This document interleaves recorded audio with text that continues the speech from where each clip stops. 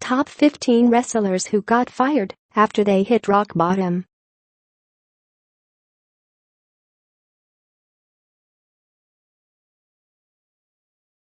If you are brand new to our channel, we invite you to take a moment to subscribe. Just click on the lit red button as well as the gray bell. Why the bell? Well, it will let you know every time we post a new video. 15.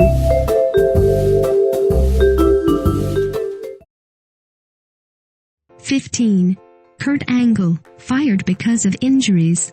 Now, you might not think of Kurt Angle as someone who was fired for anything. You probably thought he just decided to take time off before coming back as general manager of one of the WWE franchises. Makes enough sense, I guess. But that's not the case. Vince McMahon stated Kurt has some issues he has to face, as we all do from time to time. We all have our demons, and as human beings, it is important for us to overcome them, and become better human beings, athletes and business people. What's interesting about that is that his demons were a painkiller addiction and a broken body. Why was his body broken? Because of injuries he got while he was working with the WWE. It's strange that Vince never mentioned that. 14.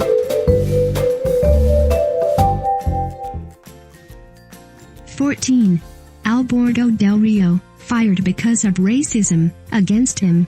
Okay, I have to say that this guy was a great showman.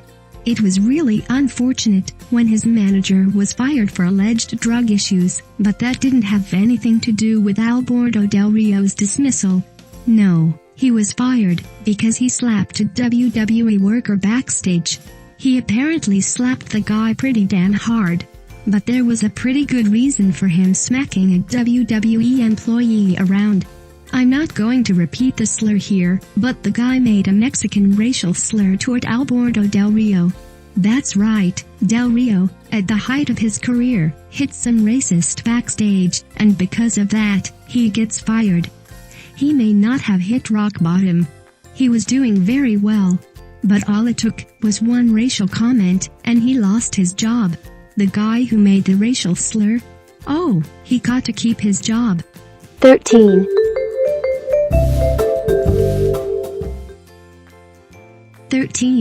Mr. Perfect, fired for the plane ride from hell. Now, Mr. Perfect had spent a lot of time with the WWE, then left for a while, before coming back in 2003. But this return didn't last all that long. There was a plane ride that was dubbed the plane ride from hell. Mr. Perfect and Brock Lesnar got into a fight about who was the best amateur wrestler.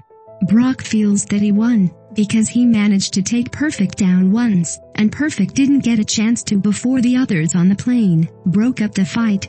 The fact that Lesnar won might be the sole reason that not everything was blamed on Mr. Perfect, who was then immediately fired.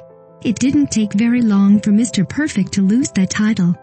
He very quickly took a nosedive into drugs, and was found dead that same year from an overdose. I wonder if Vince McMahon ever feels guilty. 12. Sherri Martel, fired for passing out. WCW was never much better, if ever at all, at caring about their wrestlers than the WWE.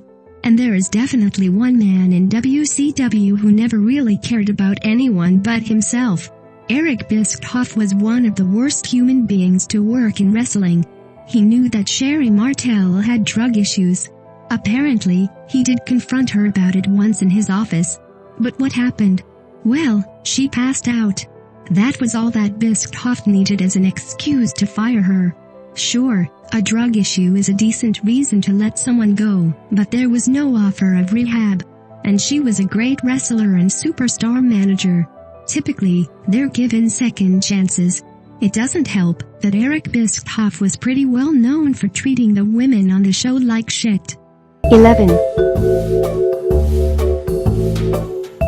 11. Gangrel, fired for being fat. Gangrel was one of the creepiest and coolest characters in the WWE. I mean, it was a little ridiculous that there was a vampire in the company, but this was back in the days of Undertaker's ministry. So, the Brood made sense with Edge, Christian, and Gangrel. Anyway, when the Brood split, Gangrel was forced to hit the ring by himself each night. Personal issues, as well as professional issues, led to Gangrel gaining a bit of extra weight. Enough that Vince McMahon noticed anyway. And apparently, that's all it took to get him fired. During one of his matches, Gangrel's shirt was lifted to some extent which exposed his belly. Seeing that flab exposed to the audience was all it took for Vince to fire a man going through some bad times and a bit of weight gain. At least Vince judges both men and women on looks. 10. 10. Carlito, fired for the drugs that kept him wrestling.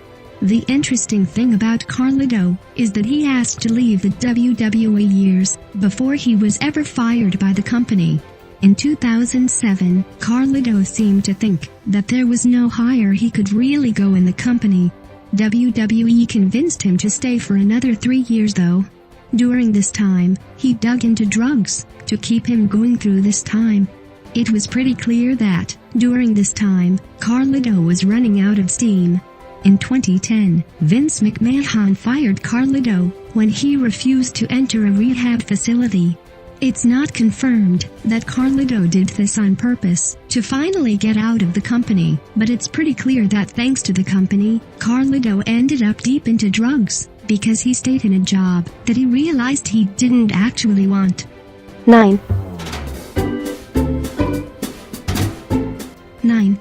Kharma, fired because she miscarried. This is one of the worst reasons and worst times to let a wrestler go. It doesn't help that Kharma was actually a pretty popular wrestler who was skilled and was definitely making the company money. Anyway, there was an episode where Kharma told the crowd that she was pregnant. Of course, there were cheers because the crowd wasn't about to boo someone for taking time away to have a kid. Realistically though, the pregnancy story was to give Kharma time to recover from a miscarriage she had just had. That's a pretty damn good reason for time off. Once Kharma was ready to return, the WWE kept putting off her return. Why? Because she had gained weight. She was a big girl already, then was pregnant, then miscarried. She recovered and they put off bringing her back. Because she gained weight, they fired her for the same reason after only one more appearance. She lost her baby, and then her job because of that. 8. 8. Jeff Hardy, fired for refusing rehab. It's got to be no shock to anyone that Jeff Hardy has had some crazy moments, and some pretty clear drug problems. If you didn't notice, then you have never seen someone on drugs before, and probably thought that Hardy's character was just very strange. Anyway, Jeff Hardy has been released twice from the WWE. The first time was because of drug abuse that was likely because of the popularity he was gaining.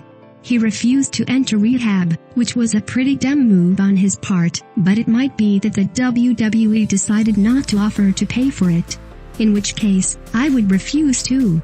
When he came back a few years later, it turned out that Hardy had several injuries all this time, that he was using drugs to cover up. He was released again, and has only just returned recently for the third time. Hopefully, this time the WWE might care about the safety of this awesome wrestler. 7. 7. Dawn Marie, fired while on mat leave. It's no secret that WWE doesn't often really care much about their female talent. At least not in terms of them being very good wrestlers. There was one point in the history of the company where they decided it was pointless to have a female division and canned all of their female wrestlers. Now they have the women's division back, but it hardly gets any attention other than because of the amount of skin shown. Anyway, Dawn Marie was one of those women who was hired for her body and not what she could do with it in the ring. Dawn didn't exactly hit rock bottom, but was pregnant and was obviously forced to take some time off for maternity leave. Well, the WWE didn't like that and decided to fire her while she was on her properly booked off time away. She may not have been rock bottom when fired, but she then had a new baby and no job. Sounds pretty low to me. 6. 6. Jake the Snake Roberts, fired for family issues. Drugs and alcohol seem to always follow Jake Roberts around. The only reason he managed to stay in the game with wrestling was because of just how much the fans loved him, even when he showed up to matches drunk or ripped on something else. But things took an even darker turn into the alleyway of drug use when Roberts and his family split. Roberts then went too far with drugs. Because of how valuable he was to the WWE, they paid for him to go to rehab in 2007. He had cleaned up while there, but his health had gone down the toilet, and once he was out, the weight gain and the health issues caused him to go right back to using. This put him out of the game very quickly, and he never came back as a regular wrestler. Thankfully for Jake, DDP was a good friend who took him in to get him clean. And it worked. Not that the WWE cares anymore. 5. 5. Chyna, fired for naughty stuff and drugs. Chyna's story is a pretty damn sad one. Sure, there had been injuries here and there. That's just the way for wrestlers. They know the risks. But things seemed to really take a bad turn once Chyna did her shoot with Playboy. Once WWE stopped being able to use that as a story angle in their shows, Chyna won the women's belt and then was no longer scheduled for matches. She was taken off the air. And then her boyfriend, Triple H, cheated on her with his now wife Stephanie McMahon. Months went by with Chyna off the air before she decided to leave. She wasn't fired, but she was basically told she wouldn't be needed anymore. From there, she went straight to drugs, adult entertainment, more drugs, and death. I think the WWE has more than a little to do with that rock bottom story. 4. 4. Test, fired for substance abuse.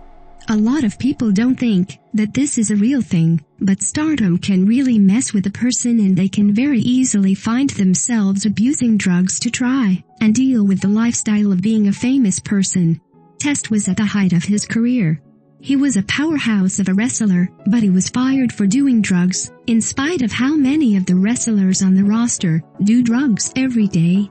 He struggled with having his popular wrestling lifestyle, and then he struggled with having it taken away, and kept on the drugs when he was hired by TNA.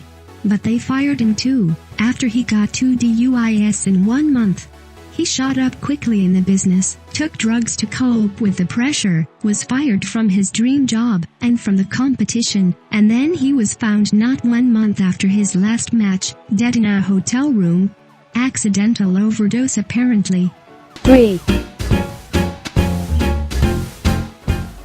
3. Umaga, fired for breaching the wellness policy.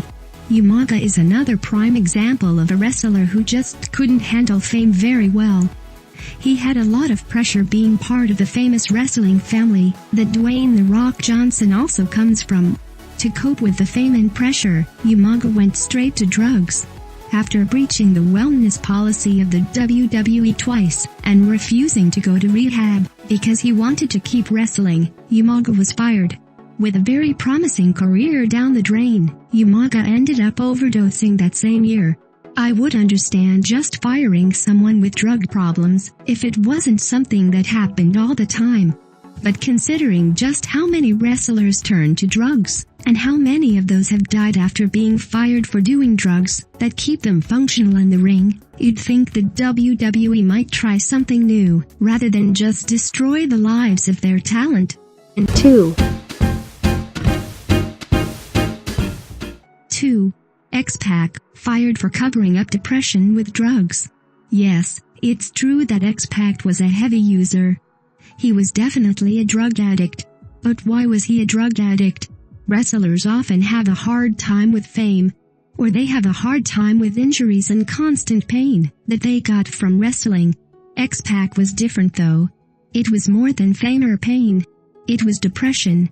X-Pac had attempted to commit suicide on more than one occasion before being fired by WWE, WCW, and TNA. Can you guess which of these companies went out of their way to get X-Pac back on his feet and back in the game? That's right. Not a single one of these companies really gave a SHT about this superstar once he started becoming a liability. No help offered, no care given, no wonder he felt like killing himself, and covered it all up with drugs. 1. 1. Mr. Kennedy, fired for being in pain. Mr. Kennedy was meant to be Vince McMahon's illegitimate son in a storyline in WWE. He would announce his own matches. He had one hell of a personality and he had a lot of skill to get him through those matches. He was ready to be a superstar, but he was injured more than once. How did he deal with those injuries? Drugs, of course. He didn't want to take time away from wrestling, so he took drugs to numb the pain. Eventually, it got too much, and he was let go. But he did make a comeback, after sorting his life out and taking some time away from the constant pain of wrestling. But, during a match with Randy Orton, he was apparently a bit stiff. Well, that's all that Orton, Cena, and McMahon needed to fire this now cleaned-up potential superstar. I wonder if he went back to drugs after that. Yeah.